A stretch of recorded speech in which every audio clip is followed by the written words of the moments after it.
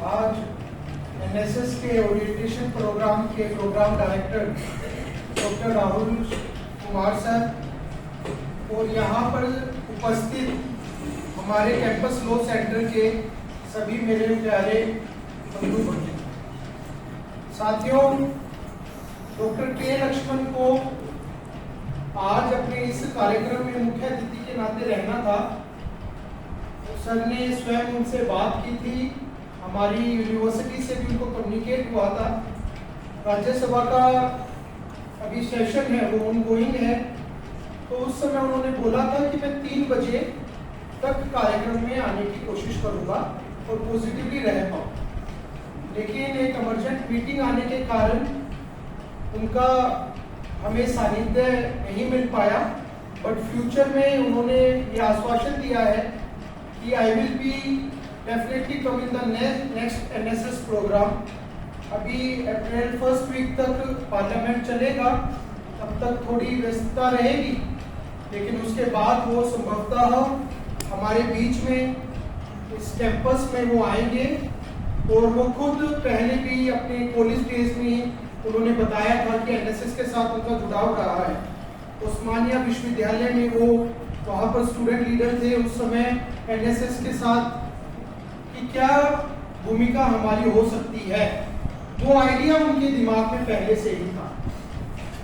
प्रत्यक्ष रूप से एनएसएस से तो उस समय स्वाभाविक ही नहीं थे, लेकिन वो जो सर्विस का हमारा आइडिया है, उसके लिए वो अपने कॉलेज डेज से he is positive into it. और जब मैंने उनसे डिस्कस किया कि यूनिवर्सिटी ऑफ दिल्ली का ये सेंटेनरी ईयर है, और जब हम दिल्ली यूनिवर्सिटी की बात करते हैं और जब आप हमारे बीच में कैंपस लॉ सेंटर में आएंगे, तो वास्तव में लघु भारत का जो दर्शन है, मिनी इंडिया जो है, वो आपको प्रत्यक्ष रूप से देखने को मिलेगा। अभी भी अगर हम यहाँ पर बैठे हैं तो हमें most of the students different state से हैं, अलग कल्चर से आते हैं, लेकिन यहाँ पर बैठकर साथ में डिबेट करते हैं।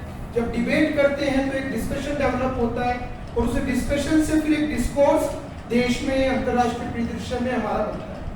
तो जो डिबेट, डिस्कोर्स और डिस्कशन हमारे विश्वविद्यालय के अंदर विद्यार्थियों का क्या है, इसको समझने की इच्छा भी उनकी खुद की थी। As a learner also he wanted to come and see what the youth of this country, what the ideas they have. तो जब मैंने अभी उनको पूरा सिनेरियो बताया तो ही वॉज वेरी अनहैप्पी की, क्योंकि वो मीटिंग्स भी बहुत जरूरी है, उसको वो किसी भी कारण से कैंसिल नहीं कर सकते हैं, तो इसीलिए वो आज हमारे बीच में नहीं आ पाए। मैं आप सभी को भी बहुत बहुत धन्यवाद करता हूँ, क्योंकि मैं 2016 में मैं दिल्ली यूनिवर्सिटी में मैंने एडमिशन लिया, और जब मैंने एडमिशन लिया तो मैं भी एक सामान्य ग्रामीण परिदृश्य से आने वाला विद्यार्थी था।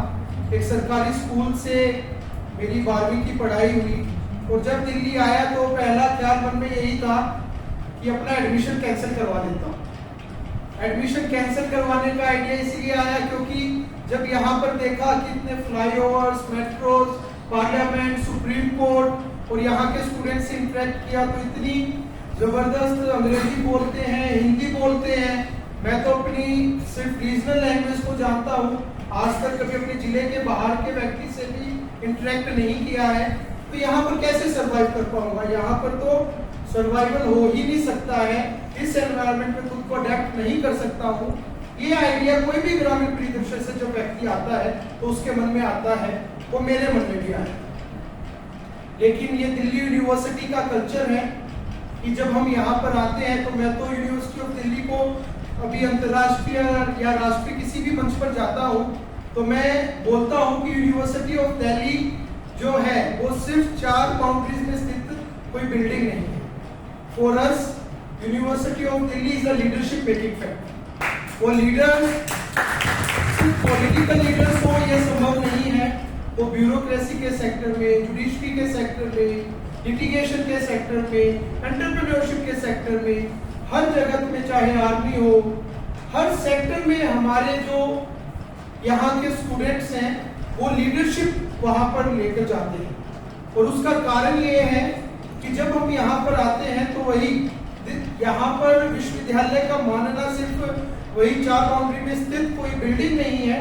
हमारे लिए हमारा विश्वविद्यालय संस्कार का केंद्र है, हमारे लिए हमारा विश्वविद्यालय नेतृत्व निर्माण करने का केंद्र है, हमारे लिए हमारा विश्वविद्यालय नेशन रीबिल्डिंग का केंद्र है। इसलिए हम जब यहाँ पर हमारे कैंपसेस में आते हैं तो अपने से पहले अपने परिवार के बारे में, उनसे पहले अपनी सोसाइटी के बारे में और उससे भी पहले अपने नेशन के बारे में सोचते हैं। आज अंत में मैं यही कहूंगा कि अब जब हम एनएसएस में जुड़े हैं तो यहाँ पर रहने वाला जो सिक्योरिटी गार्ड है, जब हम हमारे कॉलेज में आते हैं तो जो गेट पर सिक्योरिटी गार्ड जो खड़ा है वो भी इसी दिल्ली में रहता है।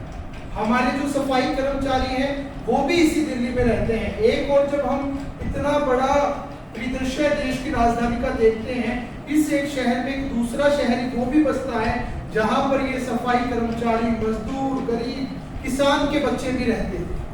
और जब वो इस सोसाइटी में रहते हैं, स्लम्स में रहते हैं, तो ना उनको वो उतनी गुणवत्तापूर्ण शिक्षा मिल पाती है और ना ही उनको उतनी अपॉर्चुनिटीज मिल पाती है।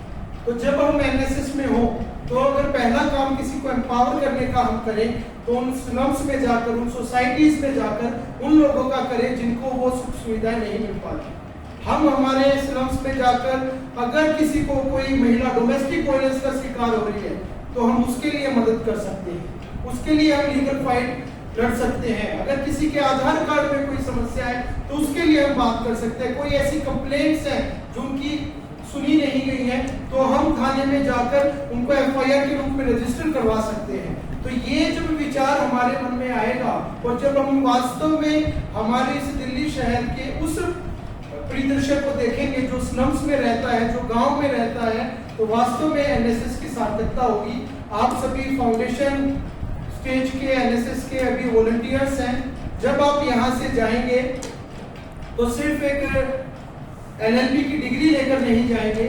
जब आप दिल्ली यूनिवर्सिटी से जाएंगे तो ऐसे ना जाने कितने गरीब लोगों के आशीर्वाद आप लेकर जाएंगे, ऐसे कितने यूथ की आकांक्षाएं बनकर आप बाहर जाएंगे कि वास्तव में you will be the leader in your respective society. Thank you so much. बहुत बहुत